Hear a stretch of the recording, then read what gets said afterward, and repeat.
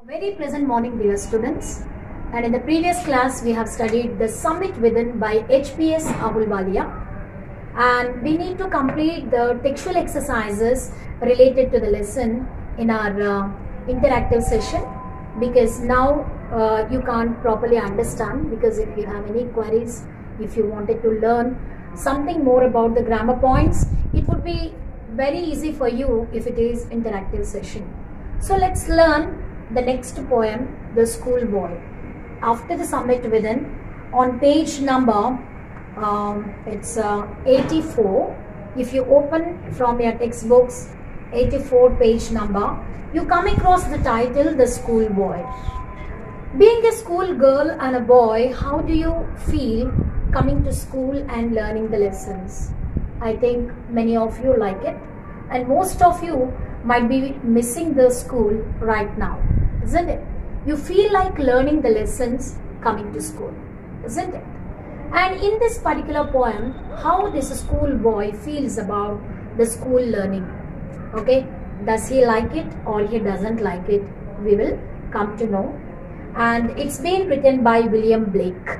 Who is the poet of this poem? William Blake. Now let's go through the information given before that we need to know about the schoolboy. The schoolboy in the poem is not a happy child. Okay, whatever we thought is not right. Okay, going to school, he doesn't like it, and he was not being interested to go to school. Okay, he was not very happy about going to school. The schoolboy in the poem is not a happy child. What makes him unhappy? Why does he compare himself to a bird that lives in a cage or a plant that withers when it should blossom? Actually, the plant should blossom and a bird should fly in the sky. Whenever it comes to a bird and a potted plant expected to give blossom, flowers. And when it comes to a flying bird, a bird shouldn't be imagined to be in a cage. Okay, we don't like to, actually the people, those who have the pet birds at home, actually most of the elders usually tell us that it's not a good idea of keeping birds in a cage. Birds should be left them free so that they can fly high, isn't it? In this poem, the poet William Blake, okay, he says that how this schoolgoer or a schoolboy, why he's not very happy with the idea of going to school. I love to rise in a summer morn when the birds sing on every tree. The distant huntsman winds his horn and the skylark sings with me. Oh, what sweet company. Okay, let's come to stanza number 1. I like to rise in a summer morning. Summer morning, he would like to get up, rise up early in the morning of this summer season because he loves it. When the birds sing on every tree, what he wants to discover, he wants to go around and check whether the birds are singing, because the singing birds usually make us awake. So when this boy was sleeping during summer season, he usually rise up early in the morning because the trees around his house are always consisting the birds on them, and they would be singing. So whenever the singing birds or singing the bird song, that bird song is nothing but alarm that it will make this boy get awake. The distant huntsman winds his horn. Huntsmen usually come early in the morning for catching their hunt. So in order to hunt the animal, usually they whistle and get inside. Okay, maybe it is the the scene of the village side. Okay, this scene itself, the first stanza itself gives an idea that the poet is talking about the village scene.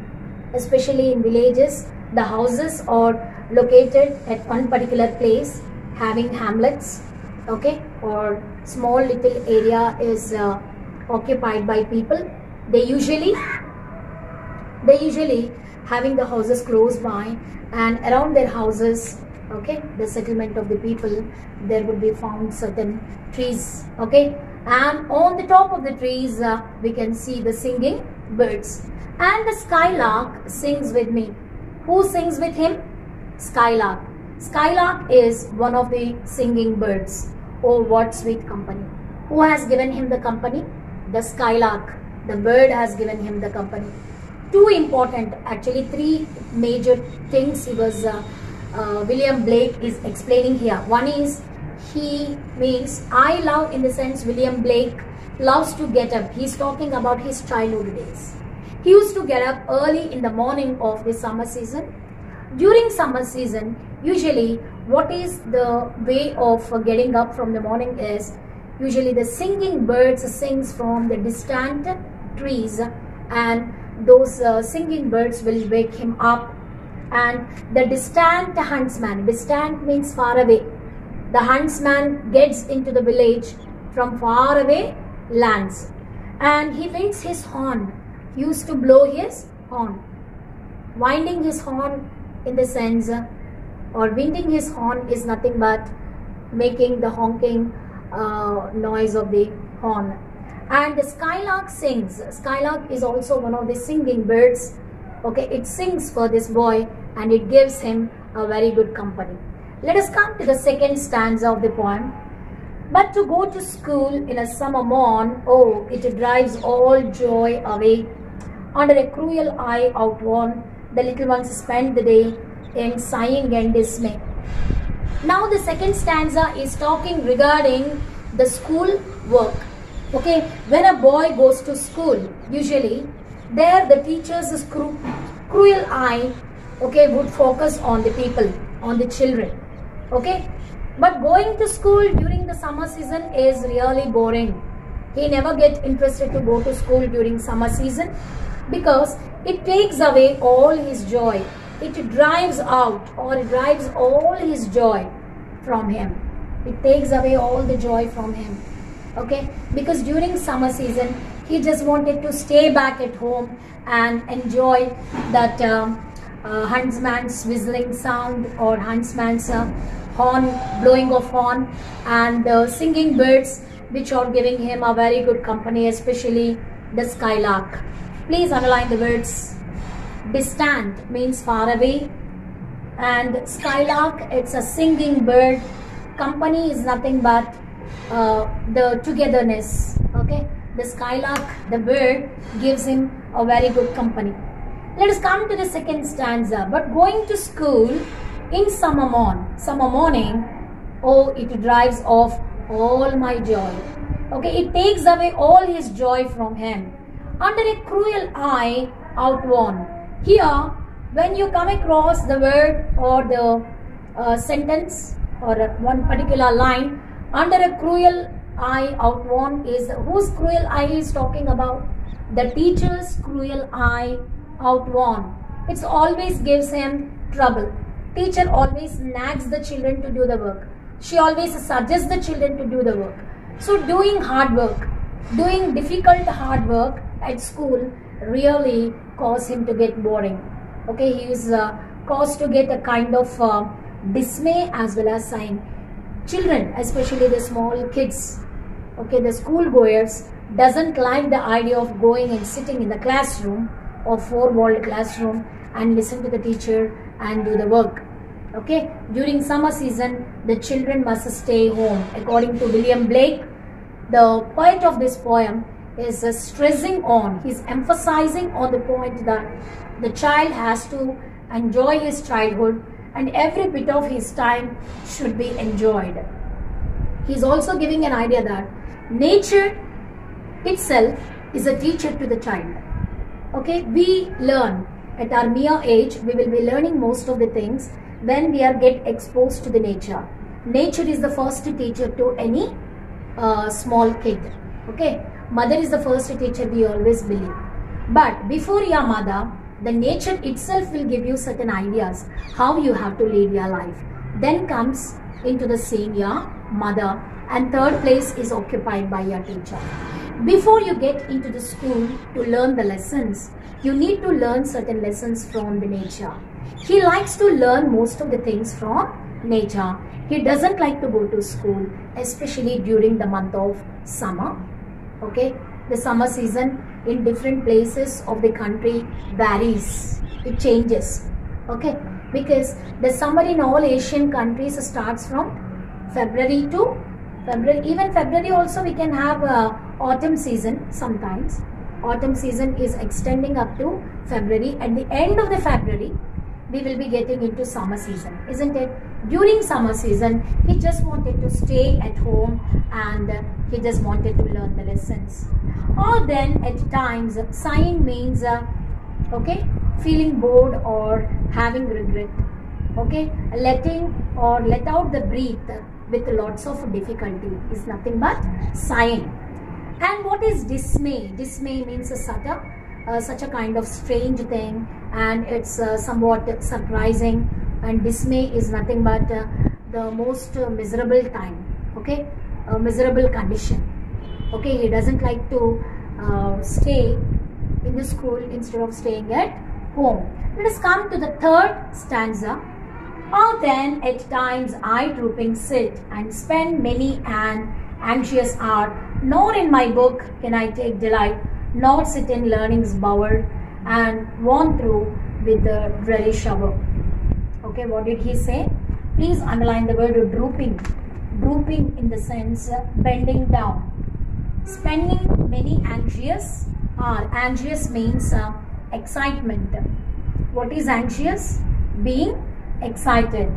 Nor in my book can I take delight. Delight means happiness, pleasure, joy. And worn through with the dreary shower. Worn through in the sense, where wore worn. Worn is the past participle of where. Worn through with the dreary shower. Sometimes during the summer season, we will be getting the light showers, little rain.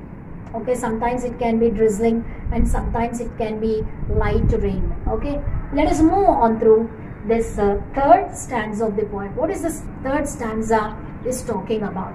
It says like this. Or then at times, okay, I drooping sit. He sits bending a bit. He sits down by bending.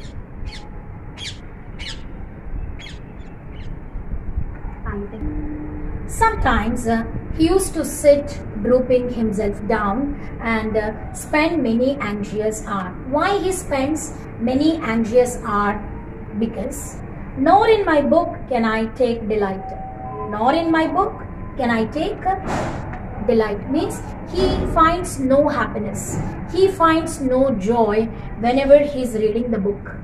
Okay, instead of reading the book, if he get exposed to nature, he could enjoy the time like anything. So he can find the delight. The utmost delight can be found whenever he get exposed to nature, but not in the book. If he opens the book and sit with the book for hours, it doesn't give him the right joy. If he wants to get like good pleasure, he can find out through his spending time with the nature. Nor sit in learning's bower. Okay, nor sit in learning's bower. What does it mean by learning bower? So whenever he goes to school and sit in the classroom, there also he couldn't find right time or the learning mood worn through with the dreary shower.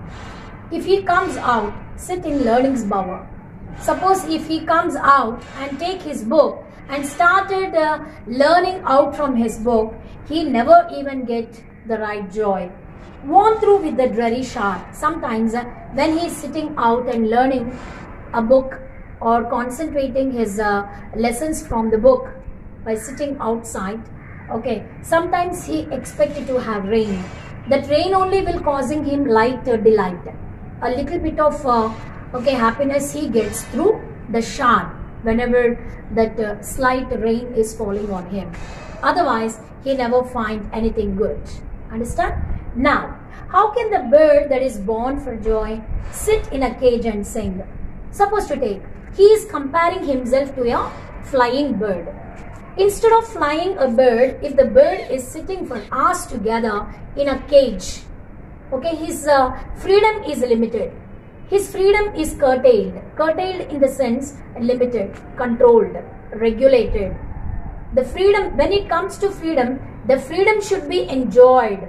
The freedom must be taken. The freedom should be completely taken by the person who expects to have it. But instead of having that freedom, instead of having that liberty, if the bird is sitting under a cage and living in it and asking the owner or asking the pet owner to be happy, no bird can feel that enjoyment, because a bird always likes to fly high in the sky. Okay, no bird sits in the cage and spend its time, hours together within the cage.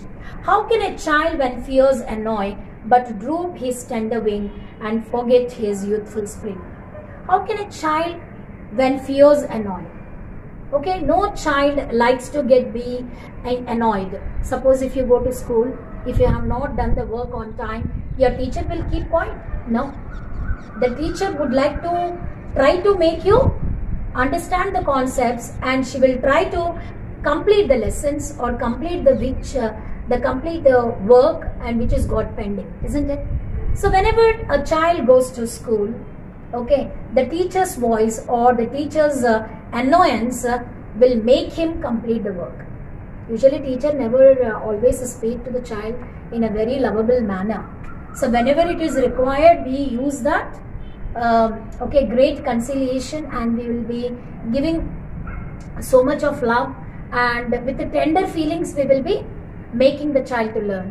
But whenever it comes to times, no, sometimes teacher has to raise her voice and let the children complete their work. Otherwise, no child will listen to the teacher. Okay, having respect towards the teacher is okay, but having respect towards your work is also equally important. Most of the children, no, they just try to bunk the classes. They just wanted to enjoy their time outside the class. Okay, they don't like to be within the class and learn the lessons.